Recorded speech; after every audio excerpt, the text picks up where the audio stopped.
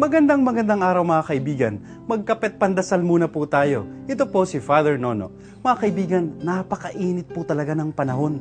Tuyong-tuyo na ang paligid. Ito raw ay sanhi ng El Nino at ang ganitong panahon daw ayon sa Pag-asa ay magpapatuloy hanggang buwan ng Hunyo.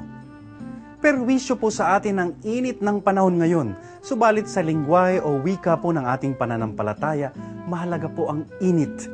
Ang taong may init, nag-aapoy, umaalab ay taong may matinding pagpapahalaga sa buhay. A person of fire is a person of passion. At kailangan daw sa isang tao ang may init, ang nag-aapoy lalong-lalo na para sa pagtupad ng kalooban ng Diyos.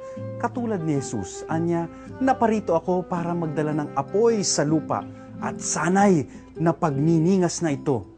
At marahil walang ibang tinutukoy si Jesus, kundi ang pagdala niya ng apoy ng pag-ibig sa ating daigdig. Sino nga ba ang mga taong nag-aapoy, kundi ang mga taong punong-puno ng pag-ibig?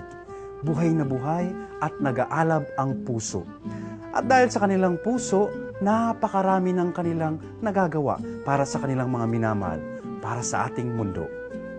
Kaya't sa gitna ng init ng panahon mga kapamilya, naway magningas pa rin po tayo.